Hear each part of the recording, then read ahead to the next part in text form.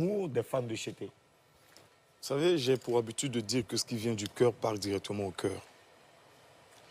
Quand je composais cette chanson, je pensais à deux personnes qui ont eu une fulgurance, qui sont montées de façon fulgurante. Il y a des Bordeaux et il y a Imra. J'ai été vraiment inspiré par ces deux personnes. Donc ça ne m'étonne pas que ces fans réagissent comme ça immédiatement. Est-ce que tu n'as pas quelques appréhensions par rapport aux réactions des fans de Didi B, puisque c'est clair qu'aujourd'hui, les deux sont dans une rivalité qui est flagrante? Non, je pense qu'il n'y a pas d'animosité, là. Bien sûr. Je suis sincère, je dis que quand j'écrivais cette chanson, il y a deux personnes qui me sont venues en tête, des Bordeaux et Imra. Oui, justement, quand je vois les réactions des fans de Imra, est-ce que tu ne crains pas des contre-réactions de l'autre des autres rappeurs, des autres parce fans, que ça se voit clairement qu'aujourd'hui, quand non, il y a une ils savent que l'ambiance est bon enfant. Moi, j'ai pas de camp. Voilà, j'ai pas de camp. Pourquoi ça? Le vieux Mewe a ici dit qu'il a été inspiré par Didi B. Yeah. Les fans de Imran ne se sont pas fâchés. C'est la musique. Je pense qu'il n'y a pas de problème pour ça. D'accord, Karina? Qui a produit C'est son temps? C'est la même production, toujours. Emado, Bré Oui. Prod.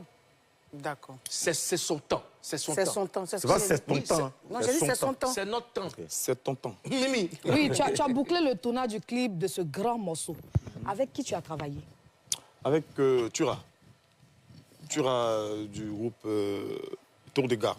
D'accord. Tura qui a été donc qui a eu le prix du meilleur réalisateur lors de la récente cérémonie des prix MUD. Alors, le 12 juillet, tu seras en concert au Zénith Paris, la Villette. Hein? Tu vois, j'ai dit ça bien comme ça parce que c'est une grande fierté pour toi et pour, c'est une grande fierté, nous tous, hein. Tu as démarré la communication très tôt ici. Est-ce que c'est aussi le cas en France? Je parle de la communication. La communication n'a pas encore démarré en tant que telle, concernant la France. Hein. Mais vous savez, il y a tellement d'événements en Afrique. 6 mois, 1 an, pour préparer un événement, c'est un peu compliqué. Tu vois, donc on essaie de lancer un peu, on part. Mais à partir de 4 mois, on va dérouler le rouleau compresseur, quoi. D'accord. Alors, en 2022, tu devais jouer au Bataclan. Le concert a été reporté et annulé. Alors, quelles sont les mesures que tu as prises cette fois-ci pour ne pas revivre les mêmes choses? Nous avons pris toutes les mesures adéquates pour que tout se passe bien. Et Dieu, par sa grâce, tout se passera bien. Est-ce qu'on peut avoir les détails? Est-ce que tu es allé voir, tu allais vers la diaspora? Secret. Mais qu'est-ce que ça implique? Qu'est-ce qu'on peut savoir? Parce que c'est vrai que c'est secret, mais aujourd'hui, cette affaire, tu vois, de ton concert n'est pas une affaire de Kérosène seul. C'est ça. Tu vois, c'est une affaire de toute une nation, de toutes les fans du monde entier. Ouais. Donc, les fans veulent savoir, les fans ont envie d'être rassurés. Parce que quand tu dis que tu as pris toutes les dispositions, qu'est-ce que ça implique réellement? Qu'est-ce qu'on peut savoir? Non, c'est tellement simple. Je dis que c'est un top secret.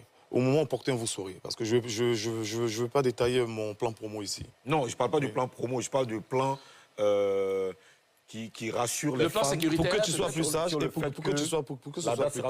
Oui, pour que ce soit plus clair. Et j'ai toujours eu de bonnes relations avec les gens. Hein. Moi, j'ai pas de problème particulier avec quelqu'un. Donc, nous avons pris toutes les dispositions pour mener ce concert à bien. Excuse-moi, est-ce que c'est le même staff qui organise la